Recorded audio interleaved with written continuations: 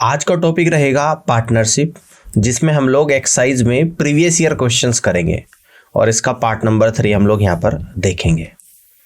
तो problem number first को यहाँ पे समझते हैं कि ए and B started a business with 15,000 and 30,000 respectively. If A and B share profit in the ratio of 1:5 respectively, then what is the ratio of the time period of investment for A and B respectively? A और B कर्म से 15,000 रुपये और 30,000 रुपये लगाकर एक business की शुरुआत करते हैं, जिसमें ए और बी के लाभ का अनुपात 1:5 है।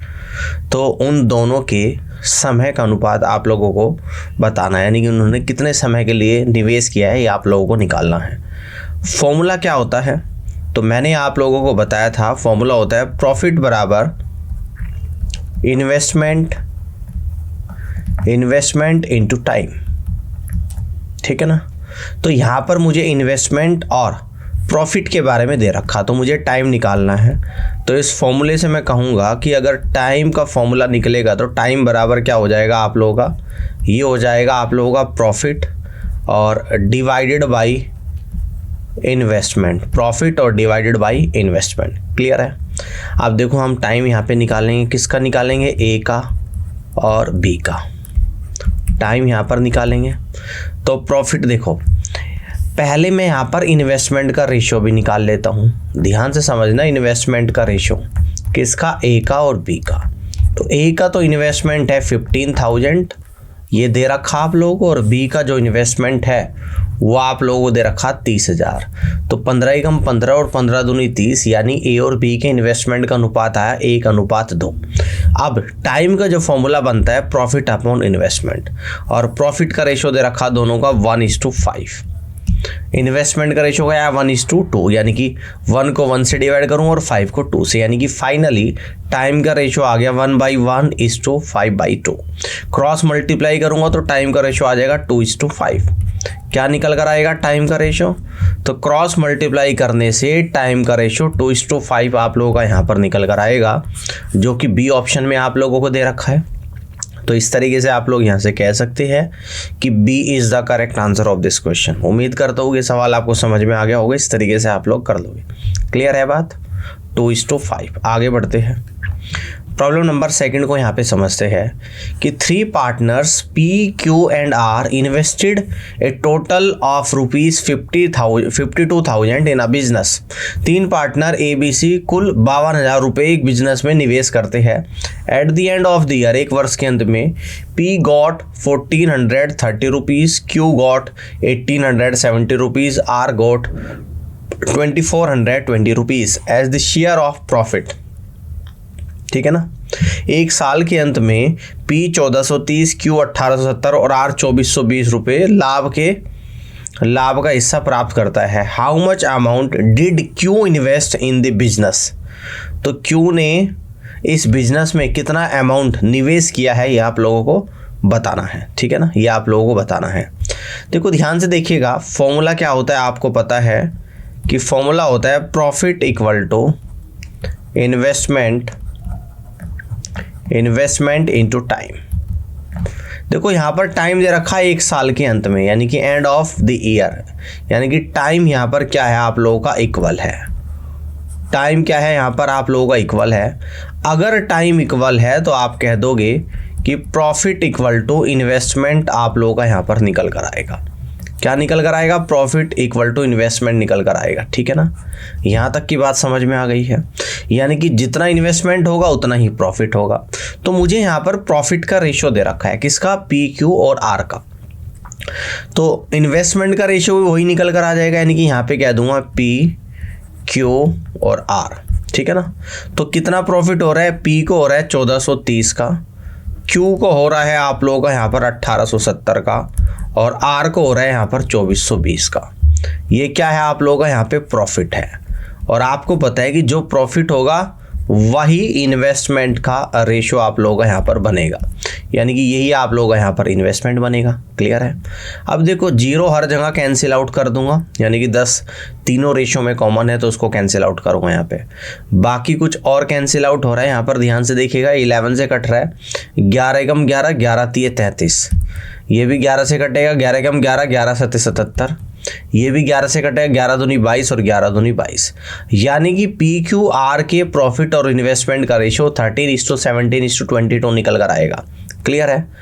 अगर इन सभी को जोड़ दो, ये इन्वेस्टमेंट का भी तो रेशो है और प्रॉफिट का भी है, तो 13 और 17 कितना होता है आप लोगों का 30 और 22 यानी कि 52 यूनिट आ गया निकल कर, यानी कि टोटल इन्वेस्टमेंट आपका 52 यूनिट आया। जबकि सवाल में बोल रहा है कि टोटल 52,000 रुपये का इन्वेस्ट करता है, यानी कि इस 52 यूनिट की वैल्यू 52,000, तो एक यूनिट की वैल्यू 1,000 रुपये के बराबर है। तो क्यू कितना इन्वेस्ट करता है वो निकालना है यहाँ पर 17 यूनिट, तो यहाँ पे कहूँगा 17 गुणा 1,000, यानी कि 17,000 रुपये निकल कर आप लोगों का यहाँ पर आ गया। यानी आपका क्यू का जो इन्वेस्टमेंट आया वो आपका यहाँ पर 17,000 निकल कर आया, जो कि ए ऑप्शन में दे रखा। और इस तरीके से आप लोग कह सकते हैं कि A is the right answer of this question. Clear है बात, समझ में आ गई बात। तो 17,000 क्वेश्चन का राइट आंसर बनेगा। अब हम लोग आगे बढ़ते हैं और नेक्स्ट प्रॉब्लम यानी प्रॉब्लम नंबर 3 को समझते हैं। 3 partners P, Q and R share profit such that 4 times of the P share is equal to 5 times of the Q share and equal to 8 times of R share। 3 partner P, Q, R है जिनके profit का share क्या है, P के 4 गुना, Q के 5 गुना, R के 8 गुने के बराबर है। तो what is the ratio of the profit of P, Q, R respectively. ठीक है ना, तो उनके प्रॉफिट का रेशो आप लोगों को बताना है। अब देखो ध्यान से देखिएगा, फॉर्मूला आपका क्या होता है, फॉर्मूला होता है आप लोगों का profit equal to investment into time. तो टाइम आपका यहाँ पर क्या दे रखा है, टाइम दे रखा आप लोगों का यहाँ पर इक्वल, टाइम इक्वल है तो आप यहाँ से कहेंगे कि जो प्रॉफिट आएगा वही आप लोगों का यहाँ पर इन्वेस्टमेंट निकल कर आएगा। ठीक है ना, तो क्या दे रखा है यहाँ पर, P का 4 गुना, Q के 5 गुने के और R के 8 गुने के बराबर है।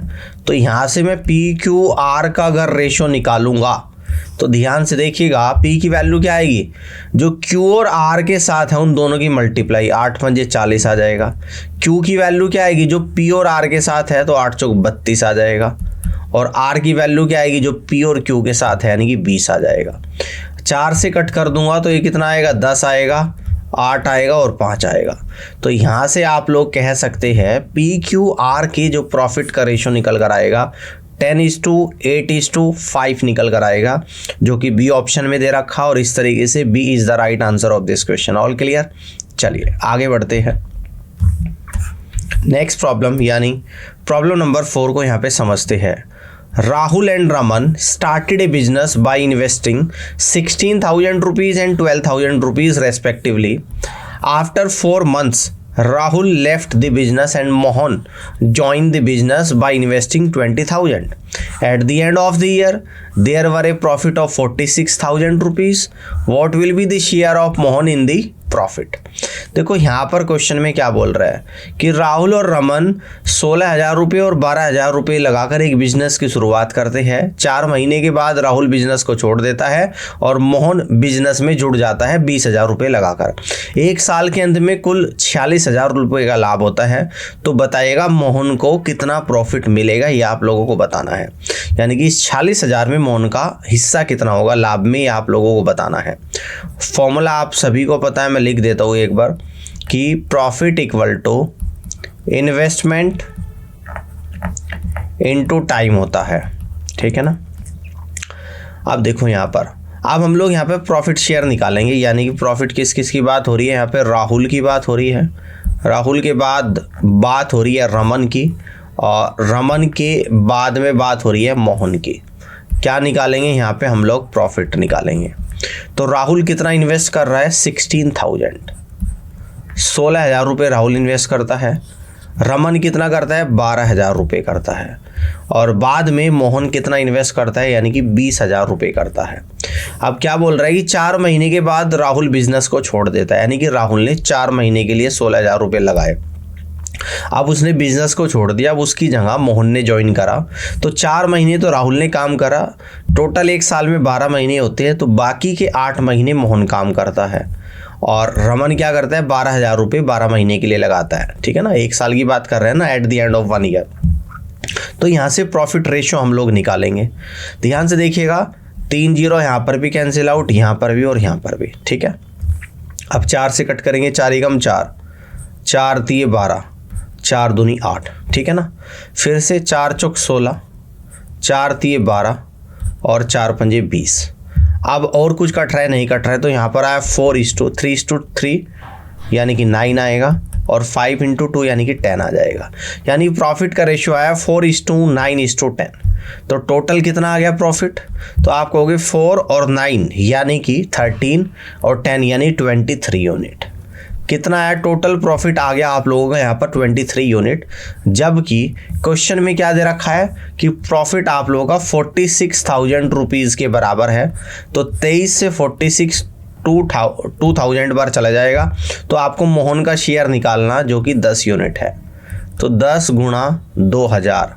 तो यहाँ पर मोहन का जो शेयर निकल कर आप लोग आएगा प्रॉफिट का 20,000 रुपये, यानी कि 46,000 रुपये के लाभ में मोहन को यहाँ पर 20,000 रुपये प्राप्त हो गए, जो कि बी ऑप्शन में आप लोगों को दे रखा। और इस तरीके से B is the right answer of this question. Clear, चलिए आगे बढ़ते हैं।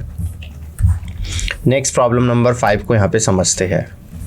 In a partnership business, A and B invested in the ratio of 5:6. At the end of 8 months, A withdraw his capital. If they shared the eventual profit in the ratio of 5:9, then what is the number of months for which B invested his capital? कह रहा है कि एक business, एक साझेदारी का business है जिसमें ए और बी 5:6 के अनुपात में निवेश करते हैं। 8 महीने के बाद ए अपने पैसे को निकाल लेता है। प्रॉफिट शेयर जो है 5:9 है। तो अब आप लोगों को बताना है कि बी ने कितने महीने के लिए अपने पैसा निवेश किया है। देखिएगा फॉर्मूला क्या होगा आप लोगों का, फॉर्मूला होता है आप लोगों का profit equal to investment into time. ठीक है ना, इन्वेस्टमेंट इनटू टाइम। तो अब आपको क्या निकालना है, यहाँ पर टाइम निकालना है।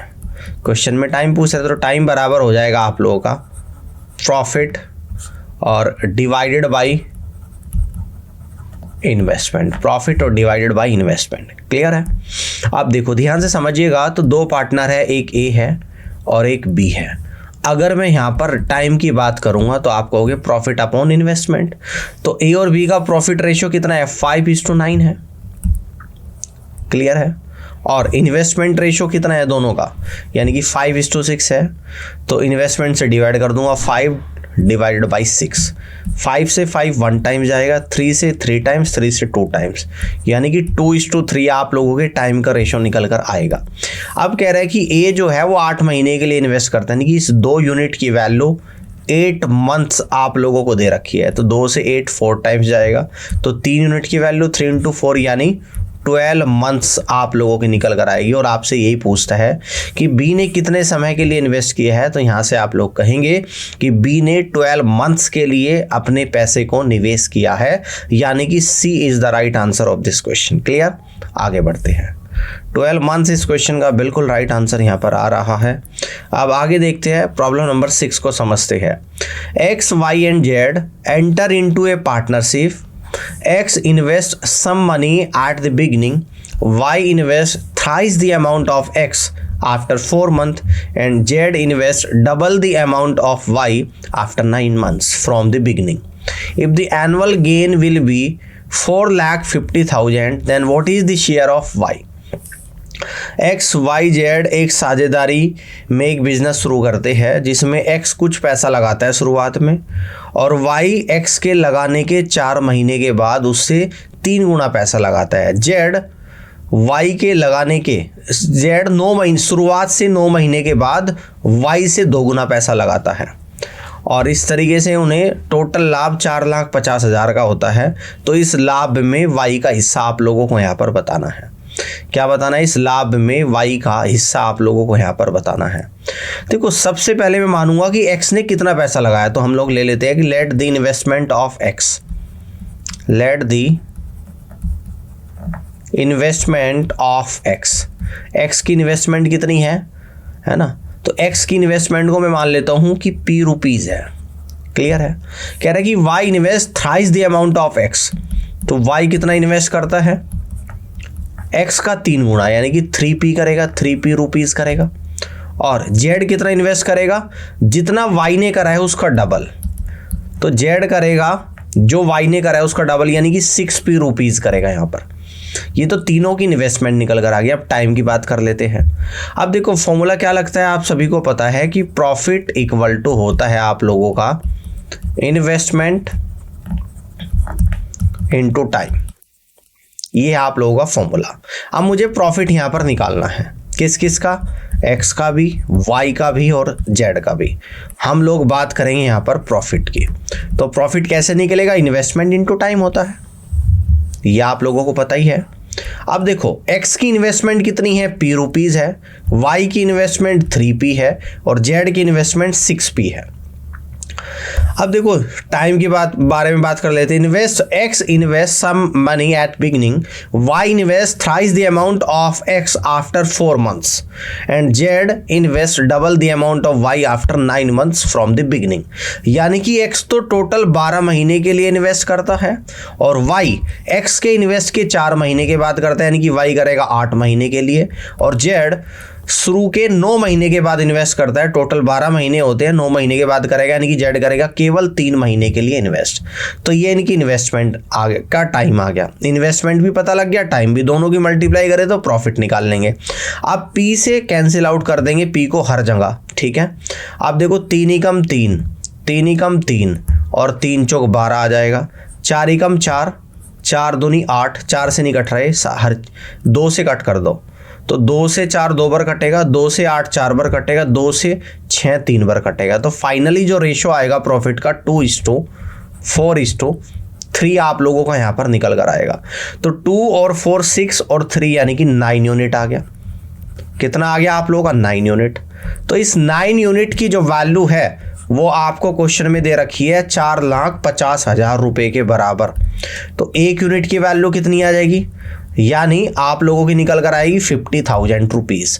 तो y का शेयर बताना है, यानी कि 4 यूनिट की वैल्यू, तो 4 × 50,000 तो कितना निकल कर आएगा, 2 लाख रुपए आप लोगों का यहाँ पर निकल कर आ जाएगा। 2 लाख रुपए आप लोगों का यहाँ पर निकल कर आ जाएगा। और इस तरीके से आप लोग यहाँ से कह देंगे कि D is the right answer of this question. Clear है, तो डी ऑप्शन सवाल का इस तरीके से बिल्कुल और सही आंसर आपका यहाँ पे बनेगा, यानी कि 4.5 लाख रुपए के लाभ में वाई को 2 लाख रुपए मिलेंगे। क्लियर, चलिए बहुत बढ़िया, आगे बढ़ते हैं।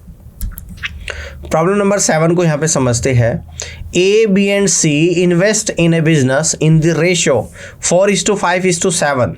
C is a sleeping partner, so his share of profits will be half of what it would have been if he were a working partner. If they make 36,000 profit, of which 25% is reinvested in the business, how much does B get in rupees?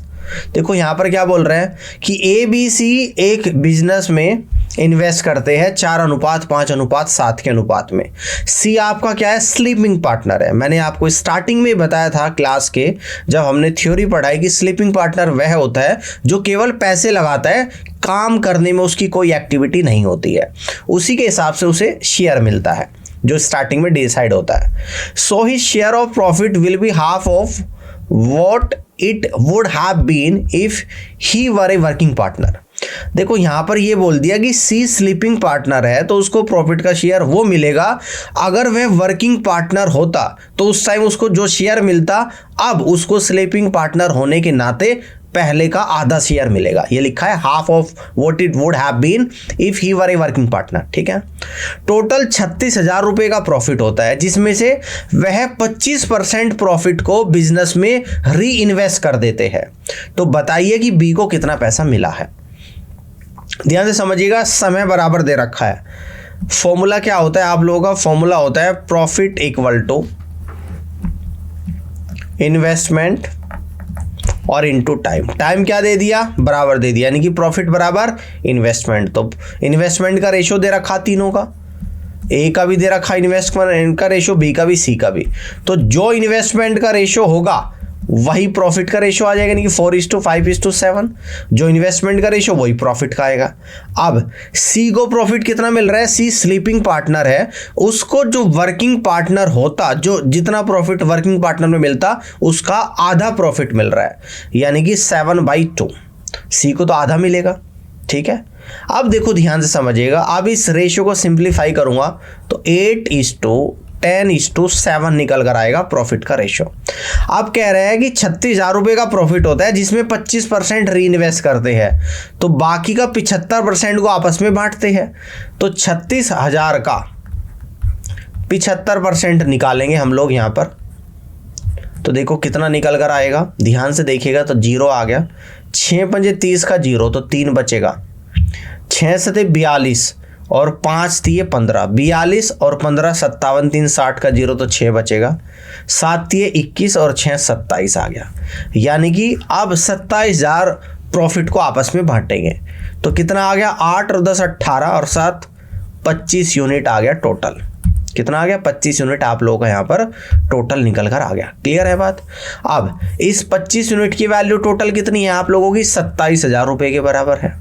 B को कितना मिलेगा, 10 unit मिलेगा। तो यानी कि 27,000 को अगर 25 से डिवाइड करेंगे और गुना कर देंगे 10 से, तो 5 बजे 25, 5 से 2 बार जाएगा, 5 बजे 25 और जी 5 चौक 20, 5400 गुना 2, यानी कि 10,800 रुपये आप लोगों का यहाँ पर निकल कर आएगा।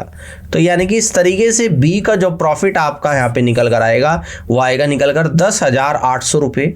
तो B is the right answer of this question. उम्मीद करता हूँ कि बात समझ में आ गई होगी और इस तरीके से आप लोग इस क्वेश्चन को यहाँ पे कर सकते हो। क्लियर है बात। चलिए आगे बढ़ते हैं।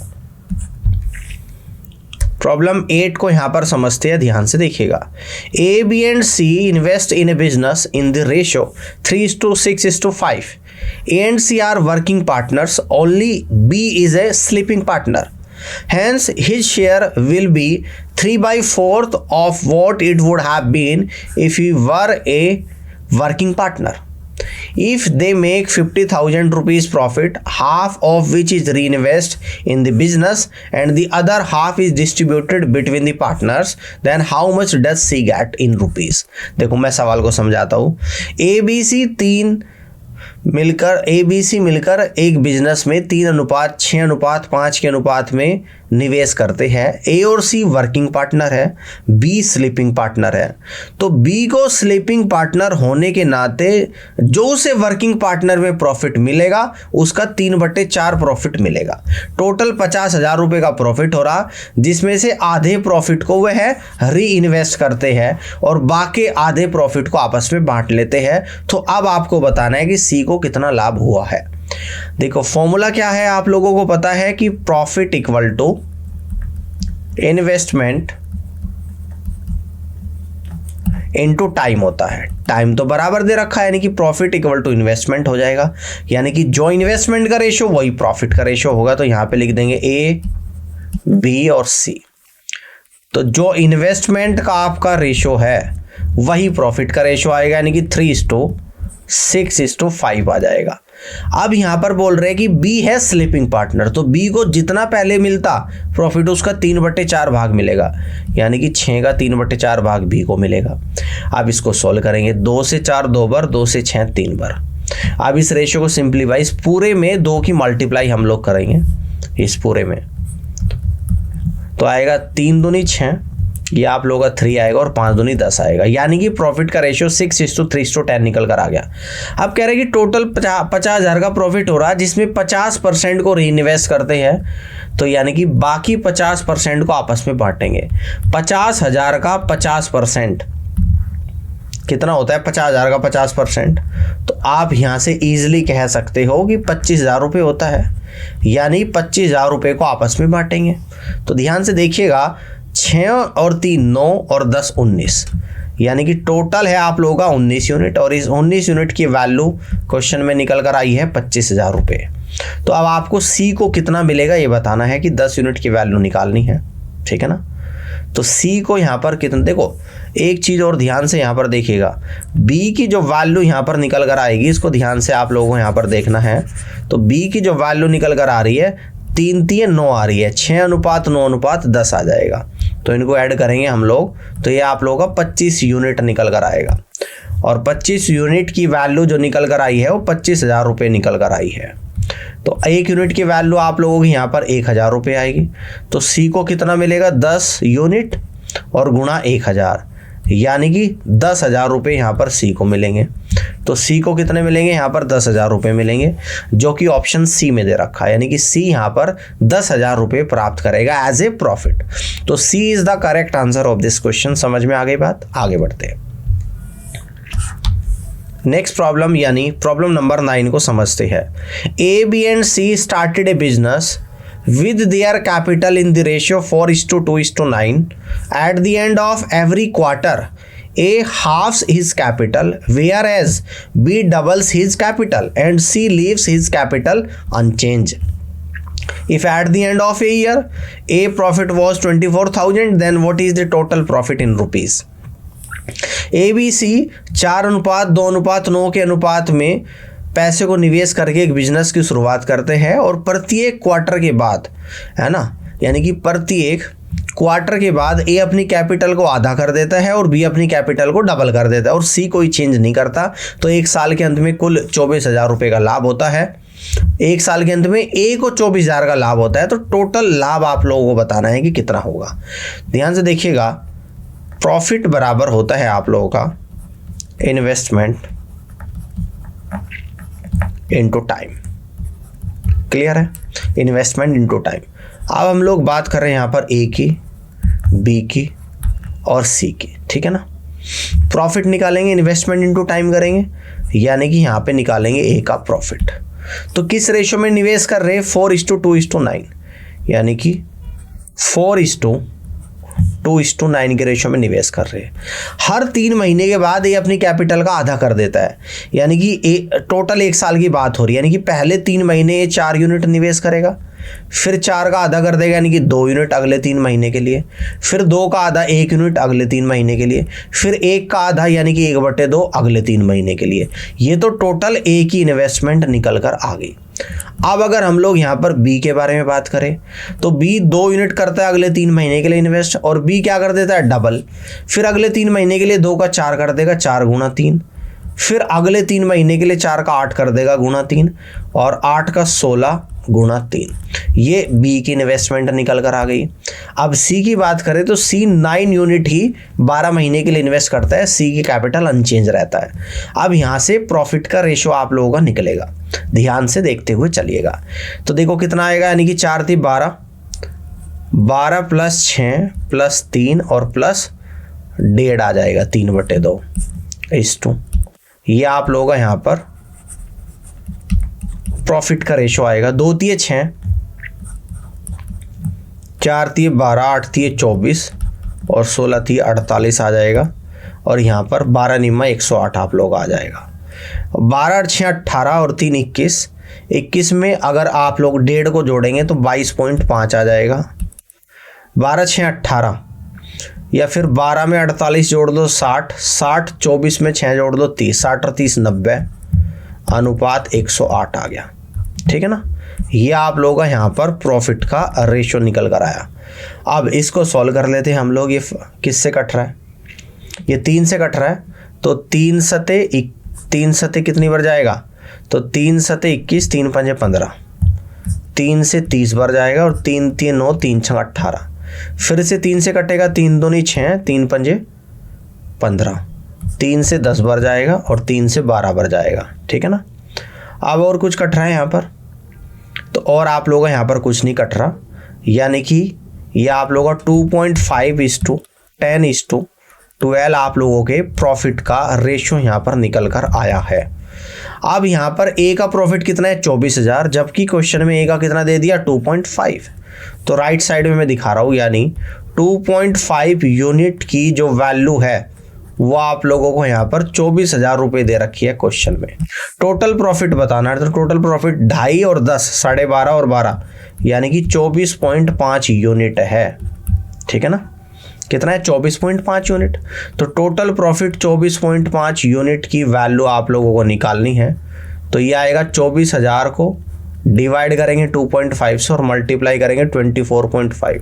डेसिमल से डेसिमल जाएगा, 5 बजे 25, 5 चौक 20 और 5 नम 45 और 5 से जाएगा 5 चौक 20, 5 अट्ठे 40 और 4800, यानी कि ये निकल कर आएगा आप लोगों का 4800 गुणा 49।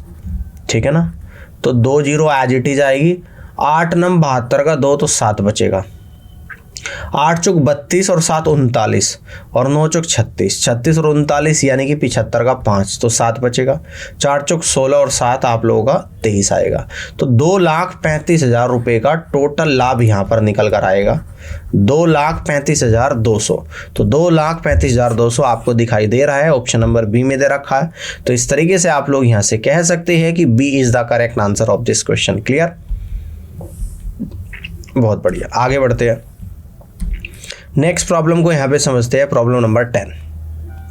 ए and B started a business investing some amount in the ratio of 5:6। C join them after 6 months with in an amount equal to 2/3 of B. What was their total profit in rupees at the end of the year? If C got 21,600 as his share, A और B 5:6 के अनुपात में पैसे लगाकर एक business की शुरुआत करते हैं। ठीक है ना। 6 महीने के बाद सी भी बी के 2/3 के बराबर पैसा लगाकर बिजनेस में जुड़ जाता है। 1 साल के अंत में टोटल प्रॉफिट बताना है कितना होगा अगर सी को प्रॉफिट में 21,600 रुपये प्राप्त हो रहे हैं। प्रॉफिट बराबर क्या होता है आप लोगों का, तो आप कहोगे प्रॉफिट बराबर इन्वेस्टमेंट और इनटू टाइम होता है। ठीक है ना। तो यहां पर मैं क्या निकालूंगा, प्रॉफिट का रेशो निकाल दूंगा। किसका, ए का, बी का और सी का। हम लोग निकालेंगे यहां पर प्रॉफिट का रेशो। तो ए और बी 5 और 6 के अनुपात में इन्वेस्ट करते हैं। ठीक है ना। और ए और बी जो है वो पूरे 12 महीने के लिए इन्वेस्ट कर रही है, ये भी 12 महीने के लिए और ये भी 12 महीने के लिए। सी का इन्वेस्ट कितना है, बी का 2/3। तो बी पहले 6 यूनिट कर रहा था, इसका 2/3 भाग करता है सी, और सी 6 महीने के बाद करता है, नहीं ओनली 6 महीने के लिए ही करेगा। अब देखो 3 से 6 2 बार चला गया, 6 दूनी 12, 12 12 हर जगह कॉमन था तो कैंसिल आउट कर दिया। तो 5:6:2 आप लोगों का यहाँ पर ए बी सी के प्रॉफिट का रेशो निकल कर आया 5:6:2। तो टोटल 5 और 6 11 और 2 13 यूनिट आप लोगों का यहाँ पर निकल कर आ गया। ठीक है ना टोटल। अब आपको सवाल में क्या दे रखा कि सी का प्रॉफिट, यानी इस 2 यूनिट की वैल्यू आप लोगों को 21,600 रुपये दे रखी है। तो 1 यूनिट की वैल्यू कितनी आएगी, 2 × 2 2 8 16 यानी कि 10,800। तो इस 13 यूनिट की वैल्यू कितनी आएगी, 13 × 10,800। तो 00 एज इट इज। 13 8 104, 104 10 बचेगा और 13 × 13 और 1 14। ठीक है ना। तो इस तरीके से आप लोगों का जो टोटल लाभ यहाँ पर निकल कर आया है, ये आप लोगों का निकल कर आया है 1,40,400, जो कि ऑप्शन डी में दे रखा। और यहाँ पे आप लोग कह सकते हैं कि डी ऑप्शन सवाल का राइट आंसर बनेगा। क्लियर होगी बात, कर लोगे इस तरीके से। आगे बढ़ते हैं। प्रॉब्लम 11 को यहाँ पे समझते हैं, ध्यान से देखिएगा। A and B invest in a business in the ratio 2:5। If 50% of the total profit goes to charity and A share is 3.6 lakhs, then the total profit in rupees lakhs. A और B 2:5 के अनुपात में निवेश करके एक business की शुरुआत करते हैं। कुल लाभ का 50% चैरिटी में चला जाता है, यानी कि दान में चला जाता है, और ए का भाग है 3.6 लाख रुपीज़। तो टोटल लाभ आप लोगों को बताना है कि कितना होगा। तो फॉर्मूला आप लोगों का यहाँ पर क्या बनता है, फॉर्मूला बनता है कि प्रॉफिट इक्वल टू इन्वेस्टमेंट और इनटू टाइम होता है। ठीक है ना। अब देखो यहाँ पर बात कर रहा है ए की और बी की।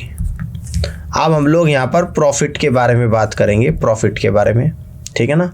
तो प्रॉफिट कितना है, 2:5 के अनुपात में है। इन्वेस्टमेंट 2:5 के अनुपात में है। क्लियर है बात। समय आप लोगों का बराबर दे रखा है। ठीक है ना। समय आप लोगों का यहाँ पर क्या दे रखा है, बराबर दे रखा है। देखो ध्यान से देखिएगा, यानी कि आपको ये पता है कि टाइम अगर बराबर है तो जो इन्वेस्टमेंट का रेशियो वही प्रॉफिट का रेशियो हो जाएगा। तो ए और बी के इन्वेस्टमेंट का रेशियो 2:5 है, तो यही प्रॉफिट का भी रेशियो हो जाएगा। अब यहाँ पर आपको ये और जानकारी है कि इस ए की वैल्यू 3.6 लाख है, तो 1 यूनिट की वैल्यू 1.8 लाख आप लोगों की निकल कर आएगी। और टोटल कितना है, 2 और 5 7 यूनिट है, यानी कि टोटल आप लोगों का निकल कर आएगा 7.18। तो 18 सत्ते 126, यानी कि 12.6 लाख रुपीज़ आप लोगों का निकल कर आएगा। और ये कौन सा भाग निकल कर आया, जो चैरिटी में दे दिया उसके अलावा 12.6 लाख, यानी कि टोटल कितना आ जाएगा आप लोगों का, यानी कि टोटल प्रॉफिट आप लोगों का कितना निकल कर आएगा।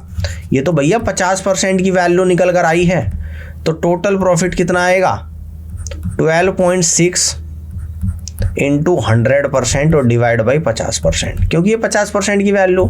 अब मैं 100% की वैल्यू यहाँ पर निकालूंगा तो 25.2 लाख रुपीज़ आप लोगों का यहाँ पर निकल कर आएगा।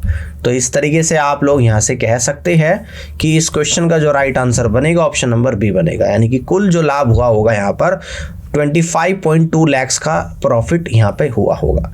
ये बात समझ में आ गई। इस तरीके से आप लोग यहाँ पर कर लोगे। उम्मीद करता हूँ कि आज का ये सेशन आप लोगों को पसंद आया होगा, और इस पूरी क्लास को देखने के लिए आप सभी का बहुत बहुत धन्यवाद। Thank you so much.